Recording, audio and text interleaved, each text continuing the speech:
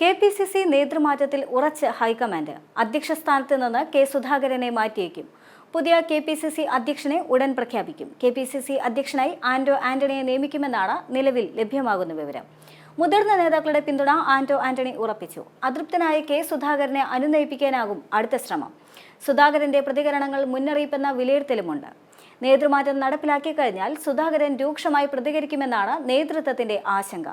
AICC general secretary KC. Venugopal സുധാകരനുമായി സംസാരിക്കും. KPCC അധ്യക്ഷ സ്ഥാനത്ത് നിന്ന് ഉടൻ ഒഴിയില്ല എന്നായിരുന്നു കെ സുധാകരന്റെ കഴിഞ്ഞ ദിവസത്തെ പ്രതികരണം. തന്നോട് ആരും മാറാൻ പറഞ്ഞിട്ടില്ല എന്നും അങ്ങനെ പറയാത്തിടത്തോളം കാലം മാറേണ്ട ആവശ്യമില്ല എന്നും സുധാകരൻ തിരുവനന്തപുരത്ത് മാധ്യമങ്ങളോട് പറഞ്ഞിരുന്നു. എന്നാൽ കെ സുധാകരൻ മാറണമെന്ന് തങ്ങൾ ആരും ആവശ്യപ്പെട്ടിട്ടില്ല എന്നും തദ്ദേശ തെരഞ്ഞെടുപ്പും നിയമസഭാ തെരഞ്ഞെടുപ്പും വരുന്ന സാഹചര്യത്തിൽ മാറ്റം നല്ലത് തന്നെയാണ് എന്ന അഭിപ്രായമെന്നുമായിരുന്നു കെ മുരളീധരന്റെ അഭിപ്രായം. അന്തിമ തീരുമാനം ഹൈക്കമാൻഡിൻ്റേതാണ് എന്നും കെ മുരളീധരൻ കഴിഞ്ഞ ദിവസം പറഞ്ഞിരുന്നു. ക്രൈസ്തവ വിഭാഗത്തിൽ നിന്നുള്ള നേതാവ് കോൺഗ്രസ് അധ്യക്ഷ സ്ഥാനത്തേക്ക് വരണമെന്ന് കേരളത്തിലെ പാർട്ടിക്കുള്ളിൽ പൊതു അഭിപ്രായം രൂപപ്പെടുകയും ചെയ്തിരുന്നു. പ്രത്യേകിച്ച് റോമൻ കാത്തലിക് വിഭാഗത്തിൽ നിന്നുള്ള നേതാവ്. തുടർന്ന് കത്തോലിക്ക സഭയും ഹൈക്കമാൻഡിന് മുന്നിൽ ആന്റോ ആന്റണി എം.പിയുടെയും സണ്ണി ജോസഫ് എം.എൽ.എയുടെയും പേരുകൾ നിർദ്ദേശിക്കുകയും ചെയ്തിരുന്നു. എന്നാൽ കഴിഞ്ഞ ദിവസം പുതിയ പ്രസിഡന്റിനെ പ്രഖ്യാപിക്കാൻ ഹൈക്കമാൻഡ് നടത്തിയ ശ്രമം പാർട്ടിയിൽ തന്നെ സമവായം ആകാത്തതിനെ തുടർന്ന് പാളുകയായിരുന്നു. തിങ്കളാഴ്ച ചർച്ച തുടരാനായിരുന്നു പിന്നീട് തീരുമാനമായത്. കെ.പി.സി.സി അധ്യക്ഷൻ കെ സുധാകരനെ എ.ഐ.സി.സി അധ്യക്ഷൻ മല്ലികാർജ്ജുന ഖാർഗെ ഡൽഹിയിലെ വസതിയിലേക്ക് വിളിച്ചു വരുത്തിയതായാണ് പ്രസിഡന്റ് മാറ്റം സംബന്ധിച്ച അദ്ദേഹത്തിന്റെ അഭിപ്രായം തേടിയത്. എന്നാൽ ചർച്ചയുടെ തുടക്കത്തിൽ തന്നെ പ്രസിഡന്റ് മാറേണ്ട സാഹചര്യം സംസ്ഥാനത്തില്ല എന്ന കടുത്ത നിലപാട് സുധാകരൻ സ്വീകരിച്ചതോടെ എ.ഐ.സി.സി വെട്ടിലാവുകയായിരുന്നു. ഇതോടെ മാറണം എന്ന് സുധാകരനോട് പറയാൻ ഖാർഗെയ്ക്കും കഴിഞ്ഞിട്ടില്ലായിരുന്നു എന്നതായിരുന്നു സൂചനകളുണ്ടായിരുന്നത്.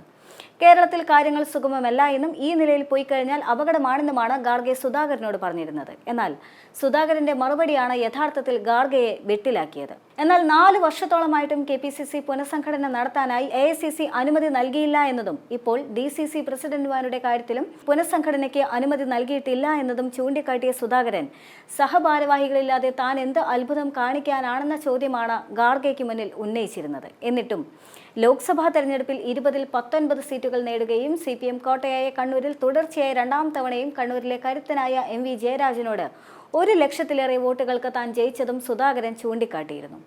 കോൺഗ്രസ് പാർട്ടിക്ക് രാജ്യത്ത് ഏറ്റവും മികച്ച വിജയം നൽകിയ പി.സി.സി താൻ നയിക്കുന്ന കേരളമാണെന്ന കാര്യം മറക്കരുതെന്ന് കൂടി സുധാകരൻ പറഞ്ഞതോടെ അക്ഷരാർത്ഥത്തിൽ എ.ഐ.സി.സി വെട്ടിലാവുകയായിരുന്നു.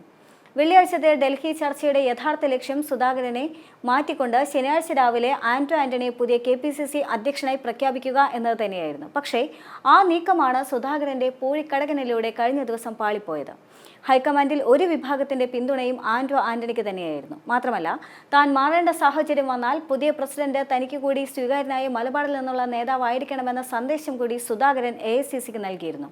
പേരാവൂർ എം.എൽ.എ സണ്ണി ജോസഫിന്റെ പേരാണ് സുധാകരൻ മുന്നോട്ട് വെക്കുന്നതെന്നാണ് സൂചനയുണ്ടായിരുന്നത്. ആന്റോ ആന്റണിയെ പ്രസിഡന്റ് സ്ഥാനത്തേക്ക് പരിഗണിക്കുന്നതിന് കാരണമായ എല്ലാ ഘടകങ്ങളും സണ്ണി ജോസഫിന്റെ കാര്യത്തിലും അതേപോലെ തന്നെ അനുകൂലമാണ് എന്ന് തന്നെയായിരുന്നു സുധാകരന്റെ പക്ഷം. മലബാറിൽ പാർട്ടി ദുർബലമാകാതിരിക്കണമെങ്കിൽ ഇവിടെ നിന്ന് തന്നെയുള്ള ആ പ്രസിഡന്റ് വരണമെന്നതും സണ്ണി ജോസഫിന് അനുകൂലം തന്നെയായിരുന്നു. ആന്റോ ആന്റണിയോ സണ്ണി ജോസഫോ ഇവരിൽ ആര് തന്നെയായാലും സിറോ മലബാർ സഭ ഇവരെ പിന്തുണയ്ക്കുമെന്നും കാരണം ഇരുവരും സിറോ മലബാർ സഭ അംഗങ്ങളായതും അനുകൂലം തന്നെയാണ്. അതിനാൽ തന്നെ 2 പേരിൽ ഒരാൾക്ക് വേണ്ടി പ്രത്യേക നിലപാടെടുക്കാൻ സഭയ്ക്ക് കഴിയില്ലായിരുന്നു. എന്ത് തന്നെയാണെങ്കിലും ഇന്ന് കെ.പി.സി.സി അധ്യക്ഷ സ്ഥാനത്തെ സംബന്ധിച്ച് എ.ഐ.സി.സിയിൽ പുതിയ വ്യക്തത വരുത്തും. സുധാകരനെ മാറ്റാനാണ് തീരുമാനമെങ്കിലും അതും ഉടനെ തന്നെ ഉണ്ടാകും. ഇനി അഥവാ മാറ്റമില്ല എങ്കിൽ അക്കാര്യവും അടുത്തയാഴ്ച തന്നെ പ്രഖ്യാപിക്കാനുള്ള സാധ്യതയുണ്ട്. കാരണം ഇക്കാര്യത്തിൽ അവ്യക്തത മാറ്റി വ്യക്തത വരുത്തണമെന്ന ആവശ്യം പാർട്ടിയിൽ ഇപ്പോൾ ശക്തമാണ്. എന്നാൽ അതേസമയം കെ.പി.സി.സി ഭാരവാഹികളുടെ പുനഃസംഘടനയെ സംബന്ധിച്ചും ഡി.സി.സി പുനഃസംഘടനയെ സംബന്ധിച്ചും ഉടൻ തന്നെ തീരുമാനം പ്രഖ്യാപിക്കാനും സാധ്യതയുണ്ട്. ഇത്തരത്തിൽ സുധാകരന്റെ പൂഴിക്കടകനിൽ ഹൈക്കമാൻഡ് ഒരർത്ഥത്തിൽ സ്തംഭിച്ചു പോയി എങ്കിലും വീണ്ടും ഇപ്പോൾ കെ.പി.സി.സിയുടെ സമ്മർദ്ദത്തിന് വഴങ്ങേണ്ട സാഹചര്യത്തിലാണ് ഹൈക്കമാൻഡ് ഉണ്ടായിരുന്നത്. തദ്ദേശ തെരഞ്ഞെടുപ്പ് പുതിയ അധ്യക്ഷന്റെ കീഴിലാകും എന്ന തീരുമാനത്തിൽ തന്നെയാണ് കെ.പി.സി.സിയും എ.ഐ.സി.സിയും ഇപ്പോൾ നിലവിലുള്ളത്.